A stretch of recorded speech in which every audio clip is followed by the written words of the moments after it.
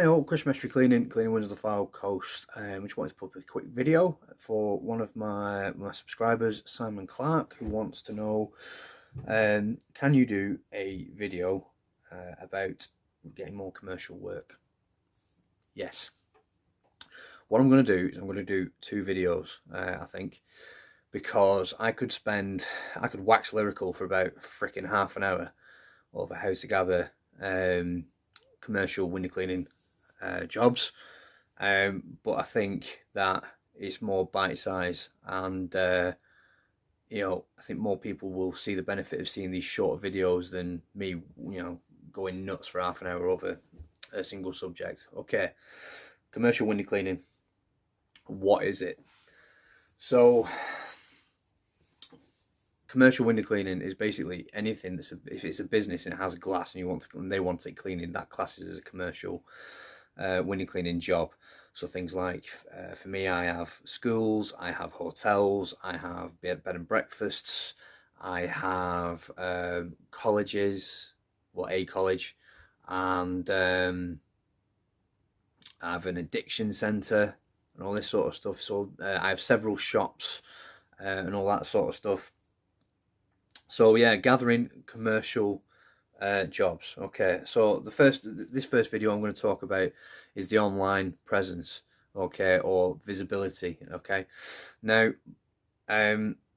so inevitably you're going to have to, in my humble opinion, you start doing residentials. Okay, so build up your residential round. Okay, and as part of that, do all the things that you do, which includes being visible. Ideally have a brand, sort of a logo that people can identify with. Have sign written vans, all that sort of stuff. Have a Facebook page, Instagram. I'm not perfect with Instagram, and I'll leave a link in the description to my Instagram for those of you that are interested.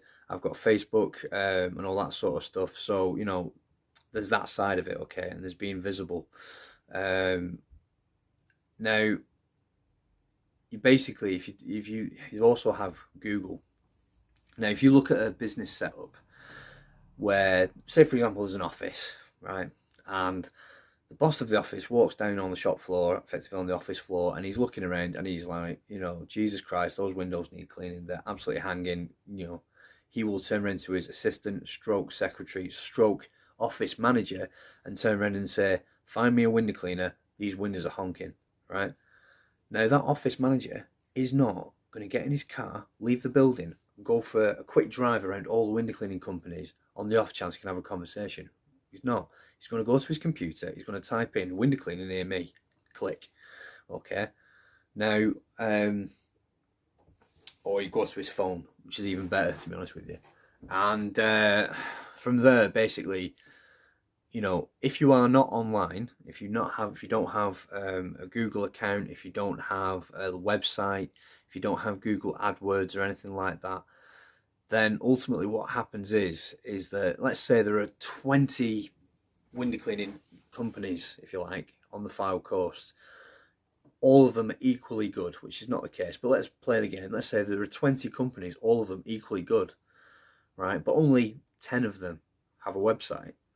When you go onto Google, you're going to go, Google, window cleaning near me, click, and you're going to see 10 or something like that, okay? It's going to completely ignore all of those that don't have a website, all of those that don't have Google, a Google account, Google AdWords, all that sort of stuff, okay? Now, it is not the end of the world, right, to not have a website. I got my first commercial job, and I will be completely honest with you about this. It was a complete accident. It almost fell into my lap. And what it was is I was cleaning, I got asked to go on Facebook again. So on Facebook, a lady contacted me to go and clean her windows. She'd been let down 3 or 4 times by window cleaners that hadn't done the job up to her standard, etc. Windows got missed. They said they'd turn up and they didn't, kind of effort. And ultimately, she got to the end of her tether. So she went to window cleaner number 5, which is yours truly, right?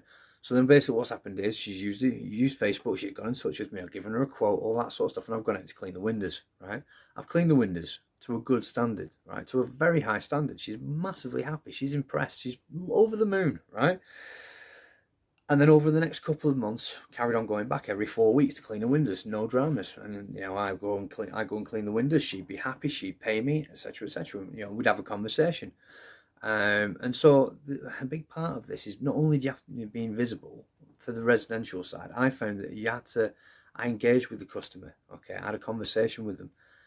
And a lot of the times they'll be like, "Oh, morning, Chris, how you doing?" Blah blah, and all this sort of stuff, and they'll have a conversation with you on the way to you doing the job. And and as part of these conversations, I ask, "Oh, what do you do?" "Oh, I run a care home." "Oh, okay.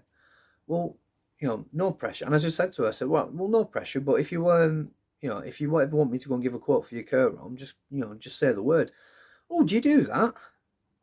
And I was like, "Well, yeah, it's a window. If it's windows, I'll clean it." And this is the big thing, because a lot of window cleaners might not want the big jobs, and that's okay. I'm not slating people either way. I'm genuinely not. And some guys just look at commercial work and go, "Sod that. I'd rather spend 10 minutes cleaning a house, get back in my wagon, onto the next job, 10 minutes clean the windows, onto the next job, etc., or get a handful of jobs on the street." And they're just not interested in commercial work. So the thing is if you want something, ask. And so if you find out that somebody has a care home and all that sort of stuff, what's the harm in asking? Or even just putting the offer out there. You're not asking for anything. You're putting an offer of service out there. "Oh, okay, well, no pressure, but if you ever want me to give you a quote for your window cleaning at the care home, just let me know and I'll pop down and have a look." "Oh, that'd be brilliant." I didn't. "Oh, do you do that?" "Fantastic, yeah." And I went down and did that, and I got my first commercial job. And all I had was a Facebook account. I had a business page manager for Facebook. So Estuary Cleaning had its own Facebook page. I wasn't on Instagram, because Instagram didn't exist at the time. I wasn't on Instagram, I wasn't on Snapchat or any of that crap or all that sort of stuff. It was just Facebook, okay? And advertise to get residential window cleaning customers. And this commercial job, as a result of me doing what I said I was going to do, at the price I said I was going to do it, when I said I was going to do it, and doing a good job, yeah, the customer, and obviously engage on a personal level, have a conversation with people. Don't be afraid of talking to people. And that, I'm a happy chappy, go lightly, have a conversation with anyone type. Hence why I do this YouTube stuff. So ultimately, it benefited me because I had the personality for it. So happy days. So that's how I got my first commercial job. But I wanted more. So yeah, the whole being visible on social media. And thing is now, this generation, I say, I like this like an old man.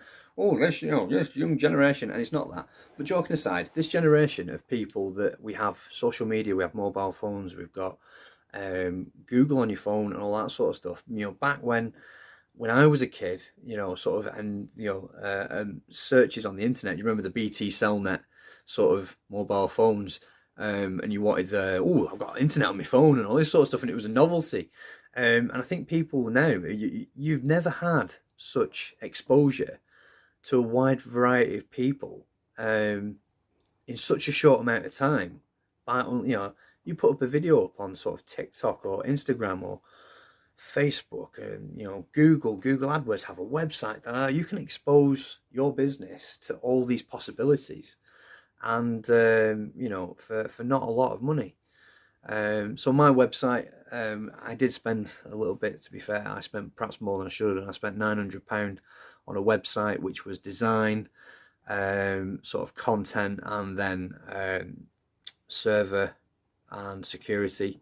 So all in was £900, but then I didn't pay monthly fee for 12 months.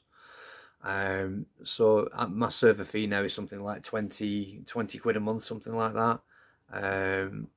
So it's worth having. And people, I have had jobs from it. So that initial £900 investment has more than made up for it, by being able to sort of,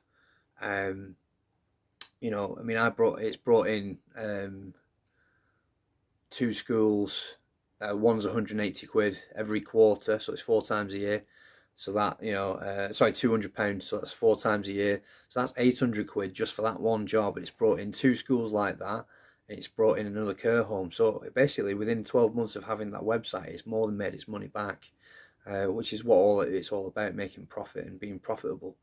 So yeah, this concludes part one. That's the online side of it, Google, etc., and all that sort of stuff. In part two, I'm going to talk about business networks and stuff like that, and the pros and cons of that. So thanks for enduring this video to the very end, and I shall see you all in part two.